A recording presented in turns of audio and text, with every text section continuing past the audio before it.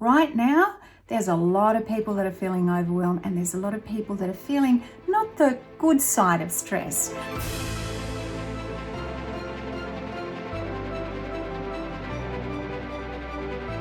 Hello, this is Penny from Neurocapability. Did you know that the brain has to have just the right amount of stimulation for it to be able to function at its optimum? Amy Edmondson coined the phrase, it's the Goldilocks effect. So we need to have everything just right to optimize. Can you imagine if we absolutely got everything just right, the way that we would work and what our productivity would look like? And just as a human being, at the end of the day, you could be so cognitively alive when you finished work. Well, that's the plan. Linda Ray, our CEO and founder of Neurocapability, created a lovely model, which I'm going to share with you, called the CHIPS model, and it helps to break things down so that you can optimize your brain during the day. So there are certain things that the brain really likes, and I'll go through it one by one for you, because right now there's a lot of people that are feeling overwhelmed, and there's a lot of people that are feeling not the good side of stress. So your stress can be really good, but right now I think that there's a lot of stress which is not useful. So the CHIPS model. Let's start off with the C. And what is the C? So the C is about chunking things down.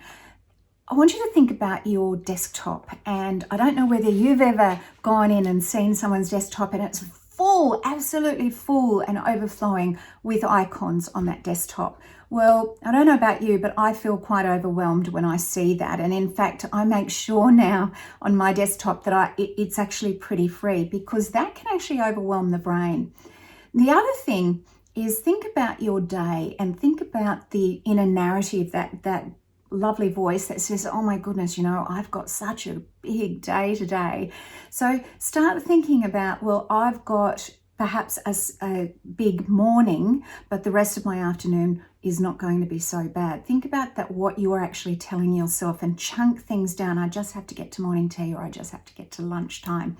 The Navy SEALs actually do that as well. So they chunk things down into little things and into little pieces, and often with agendas, for instance, we might have a whole list on the agenda, and it's sometimes very useful to break that down into categories and not put so much detail. You can actually talk about the detail a bit later. It doesn't seem quite so overwhelming.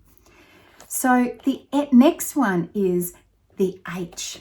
Now the H is all about having brain breaks. And what do I mean by that? Well, the brain can only function for so long, and there's a technique that a lot of people use, including myself actually.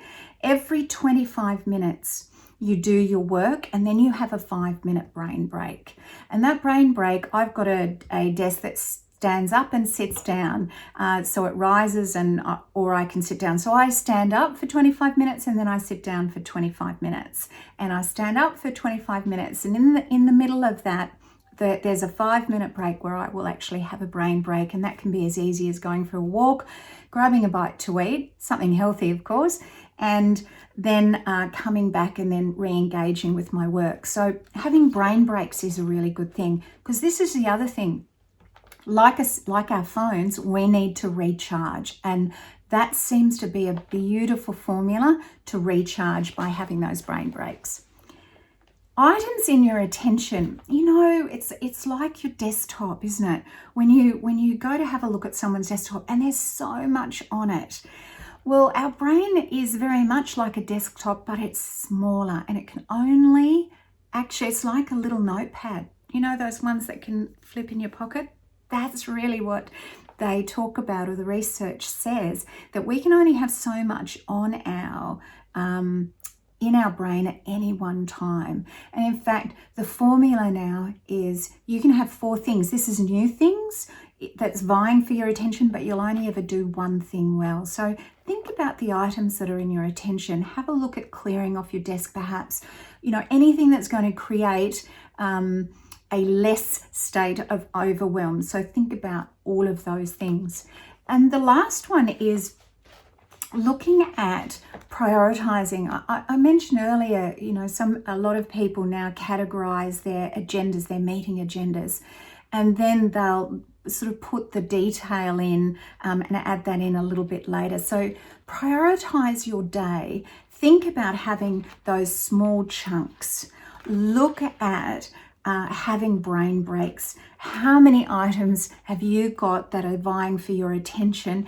And then start to prioritize. I hope this has been really helpful. It's something that we do at Neurocapability.